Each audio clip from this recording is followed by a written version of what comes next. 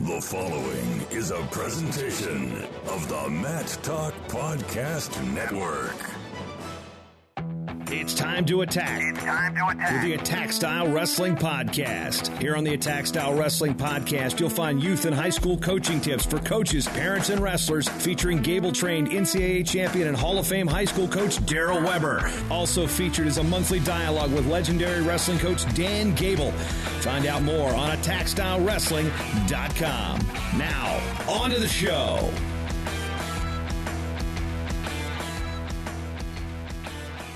Another episode of the Attack Style Wrestling Podcast. Jason Bryant here with you as always, joined by Daryl Weber. And today, Daryl, this is something coaches always deal with on every level, whether you're a youth coach, a high school coach, a college coach, and Olympic coaches. It's the practice plan. And today, we're going to be talking about various levels of the anatomy of the perfect practice plan. But before we get into that, Daryl, you've got some other topics that before you even can start practice, talking about practice?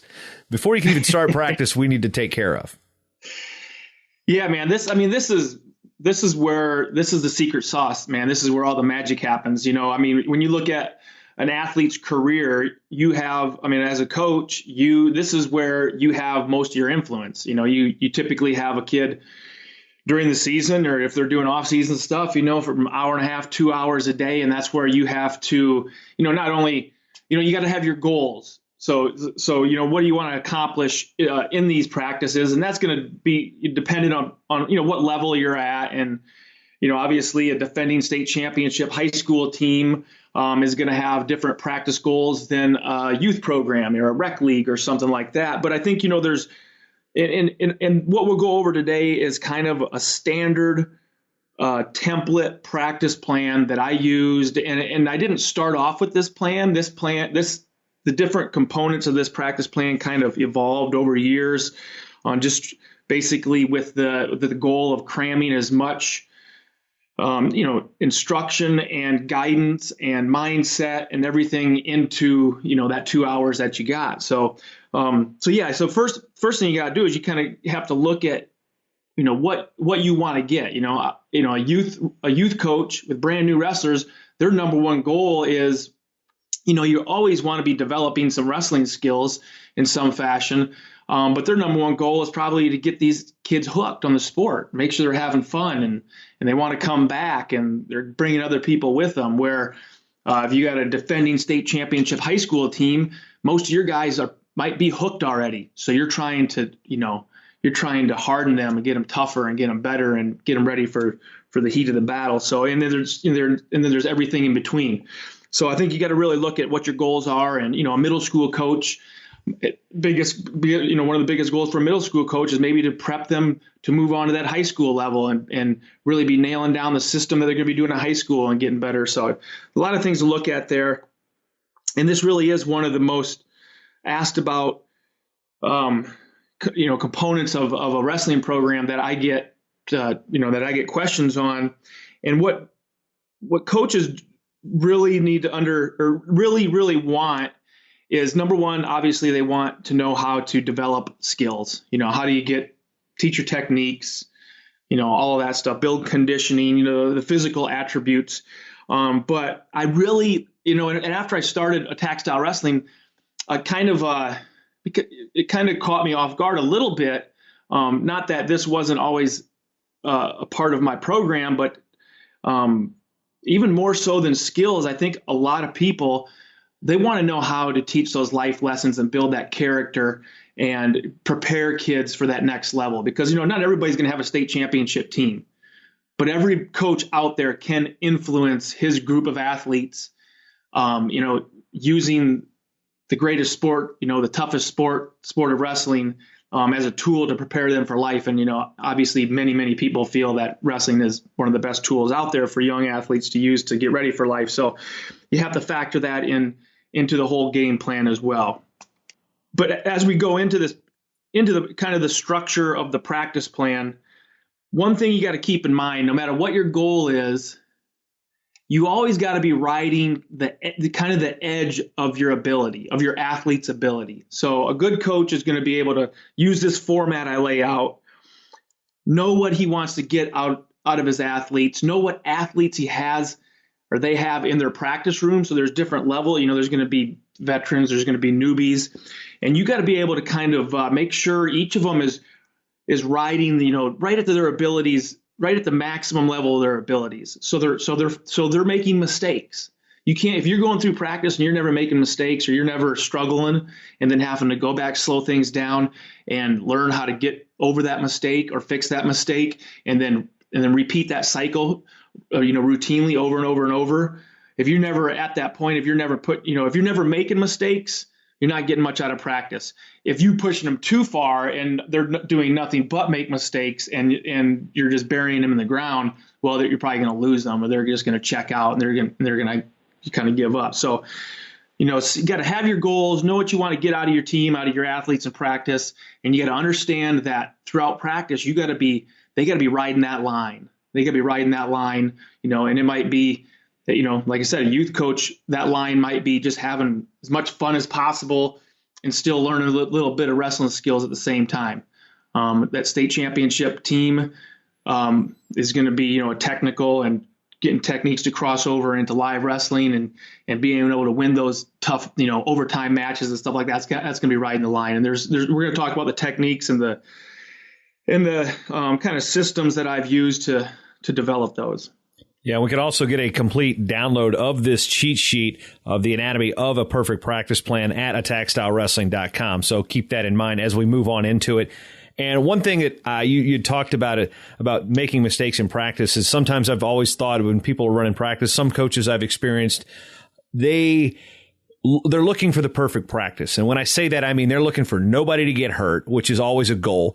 They're looking for everybody to hit the technique right. Well, they're not. I mean, if you're missing things here and there, I don't think they're saying that as a failure. But what are some of the things that can make a good practice before we get into the plan that say, is it a bad concept to say I want to have a perfect practice? Or maybe that's even another topic entirely, but we can get into that. Like, nobody gets hurt. Everybody learns technique. Everybody's on time. Are those some of the things that can make maybe perfect practice is not even the right word for it? Yeah. I mean, those are goals. I think, obviously you don't want to have anybody get hurt in practice.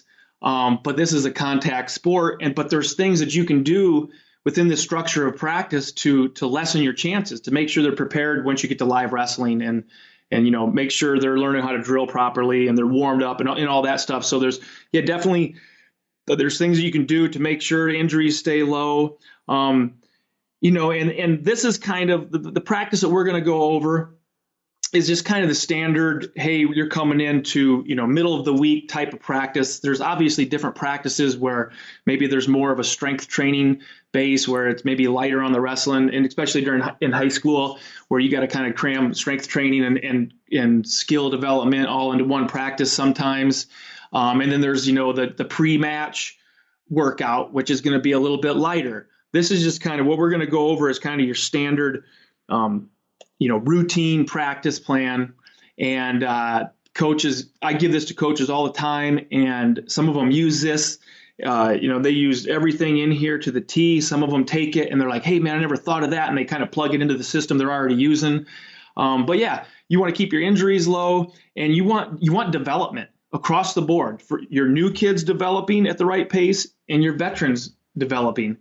So you want that balance of success and struggle throughout the entire practice, so that they're, like I said, they're pushing their boundaries. They're making baby steps forward every single day. Now, our first part of the anatomy of a perfect practice plan, maximizing time and development in practice every day. The first thing is the pre-practice speech. And Daryl, just go over what the pre-practice speech is and maybe how this varies from the youth practice, the middle school practice, where you can often have parents in the room, to sometimes the high school and even the senior level, the college level practices, where you're more times often than not, you're not going to have a parent in that room that may be influencing the wrestler. Yeah, I mean, like I said, this all comes down to your goals. So I think a big part of there's a couple things that you can really accomplish in your talk before you get going. So with most kids, you're getting them right after school, or they've had a whole school day and they've got things going on. You never know what's going on in a teenager's day at school, from schoolwork to girlfriends to everything. So it's a great way to kind of just frame their mind, get them ready to train, get them ready to get after it. And this is, kind of the high school, middle school type, and then the youth guys, you gotta, it's a good way to kind of wipe the slate clean from the day, get them ready to practice, and talk about your philosophy. So you should have, as a coach, you should have, a set of philosophies. If you listen and sat to most of the great coaches out there, and you sat and listened to them or had a recording of all their little speeches and talks over 2 years, there's not a whole lot in there. When you get down to the core, you got to have your core values, what you want to get out of these kids, how you're going to get out of it, how they're going to get it out of themselves, with rules and standards and lifestyle habits and stuff like that. And this is where you deliver those, because you're the biggest development comes in your wrestlers when, they take ownership of themselves, their own career, and they start training and doing things. They get that internal drive, that burning desire with them. So you're always trying to work towards that. And, that's a lifestyle. That's a bunch, when somebody gets a burning desire and the real, they hate to lose mentality, that comes from investing a lot into something, and whatever they're doing, meaning a lot to them. So it takes time. So you're not gonna have a list of the 20 most important things you think these kids need to do as a coach, and give them that handout one day and talk to them a couple times and think it's going to sink in. Some kids are just tough. Some kids kind of click right away and they get it quicker. But most, they got to hear this stuff in little bite-sized pieces over and over. Okay, I'm not saying give them the same speech every single day. You watch practice, you go to competitions, you hear about things going on at school or in these kids' lives, and you're talking about bullet points every single day in this speech. And this is where I think a lot of coaches, they need to learn how to communicate. They need to read books on public speaking and communicating, because, man, I tell you what, there's a big difference between putting a bunch of kids on the wall and, giving them the itinerary for the week or something like that, and then saying, okay, let's go practice. And they all get up slow and they're thinking about the day and all that stuff. And then the other scenario is you put them on the wall, you talk about what's important, you tell them a good story, you get them fired up, and you can see it in their eyes, and you say, all right, let's start warming up, and they bounce, they fly off that wall and start running, and they're excited. I mean, you're going to get so much more out of that practice. And if you can inspire that every single day or as much as possible, you just get that much more out of your entire wrestling season. So, the pre-practice speech, you want to take care of your logistics and schedules and all that stuff. You can even talk about technique. What some of them, Coach Gable used to do that after a competition. He would go through the lineup a lot of times and just have like 1 or 2 points that each guy and each of the starters need to work on. And he would kind of cover it, and you would see, me as a starter, I would see other guys' mistakes, and I would learn from that. But then I think it's really important too to deliver some kind of message. Get them fired up. Let them know why they gotta get excited to train today or work hard in certain parts of practice or certain situations, or and just constantly deliver that message that they need to hear to develop that character and learn those life lessons. And when they start getting those, that leads to internal drive, and they really get good quick. Going from the practice speech, that's usually the last thing they hear before you clap your hands, you blow the whistle, you say, all right, now go warm up. Well, warm up. You got to shake out as you said, you got to shake out the nerves from the day. If you're coming off a bad class, you're coming off, something you didn't like dinner, all sorts of things, different age groups. But what are the key components, the crucial components of a good warm up following that pre-practice speech? Yeah. I mean, your warm up, is one, you want to get the body warmed up to reduce injuries, to make sure to reduce injuries is number one. Number two, to make sure they're ready to start training, so that when they start working their techniques or they get into their drills and stuff, their body is firing, it's clicking, they're explosive, they're ready to go. So there's, and then it also like clears their mind. You wake them up, you get them ready for that, that exercise and that battle. And I remember, Mike Mena. Mike Mena was a teammate of mine, and we would Coach Gable's warm-ups when we were there were harder than most people's practices. But he wanted your mind sharp. He wanted you to not get injured. He wanted you ready for war. And I liked to do the same thing. Maybe our warm-ups weren't quite as hard as Coach Gable's, but we got the body warmed up and ready to go in that warm-up. But anyways, Mike Mena, he used to call it Gable aerobics. He goes, Weber, I'm sick of these Gable aerobics. Your impression is uncanny. Your impression is awesome, by the way. Because Coach Gable, he would warm you up hard. And I mean, like I said, it was harder than most people's practices. And I just remember we would joke around about that in practice, Gable aerobics. But anyway, so yeah, I mean, in the components of that, you got to get them up. And it's good to just get them jogging and doing some light tumbling. And usually you're running. I mean, I always use kind of one of two formats. You're either running around the room or maybe you're putting them on the wall and they're doing down and back type stuff. But you're starting off light, and then you work into some kind of gymnastics oriented stuff. Some tumbling, some rolls, cartwheels, things like that. And then you want to work your explosiveness. You want to get some sprints, maybe some jump squats. Get those fast twitch muscle fibers going. Get them, get that whole system clicking. And then I always like to use in my warm-ups, just because I'm trying to get the most out of my practice time. So I get them warmed up, I get them to where I think that their bodies are ready to go. And I always have I call them solo drills, some drills that they can do by themselves that work on some of the most basic fundamentals.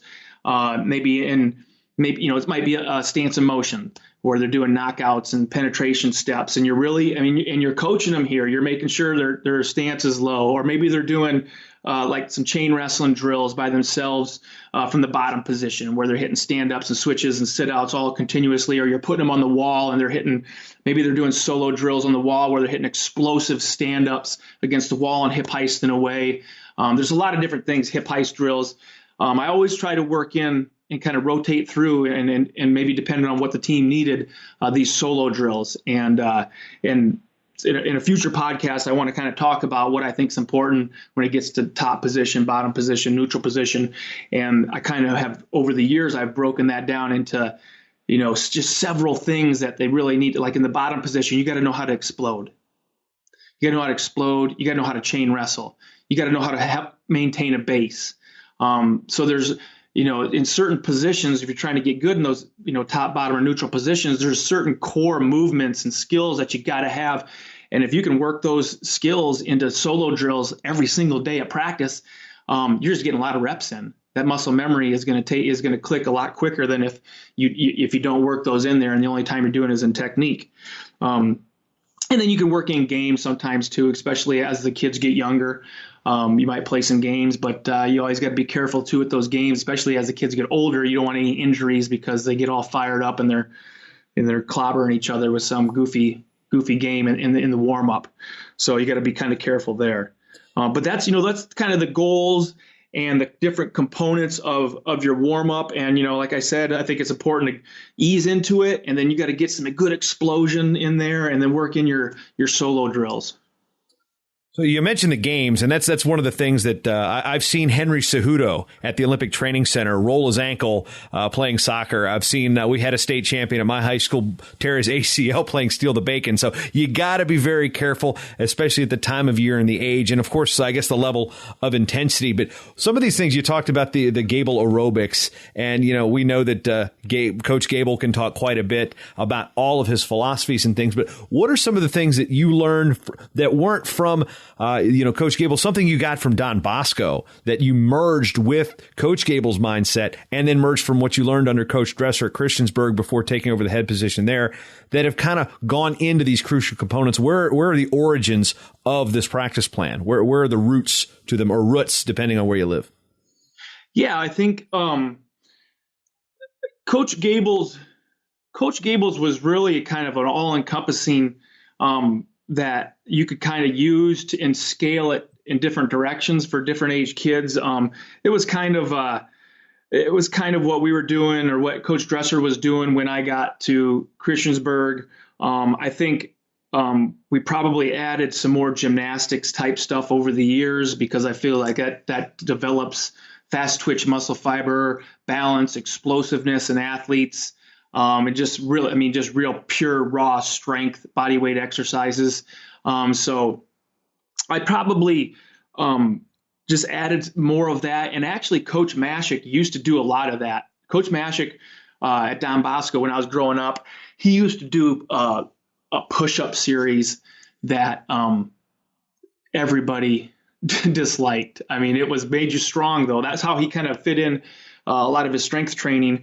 But he would do, and then I started doing these when I got to Christiansburg, and actually Coach Dresser started calling them Weber push-ups when we would go through the warm-up. But they were basically military-style push-ups where when you did them, Coach Mashik would say down, and you'd have to hold your push-up position about an inch off the mat and then back up. And we would do those forever. And it would build strength, but it built a lot of mental toughness too. We would do them at the beginning of practice, end of practice. I definitely picked up a lot from all the different levels. But really, kind of Coach Gable had, like I said, he had his Gable aerobics that you could kind of scale out and take some things away, add some things to, but it was really good framework. And the more and more I read over the years through college and after college about, just exercise science and stuff like that. And not only in exercise, but in the psychological stuff.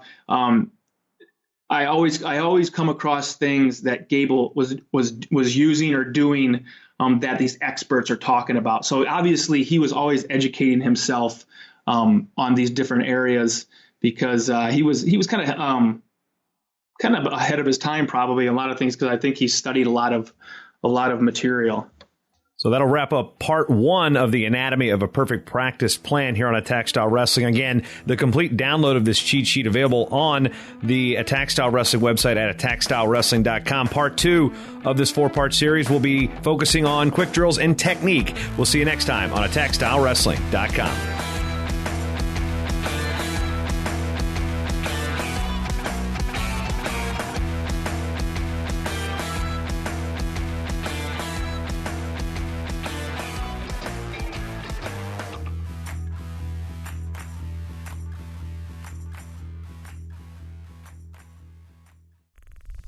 Show is part of the Mat Talk Podcast Network. For more wrestling podcasts, head over to MatTalkOnline.com.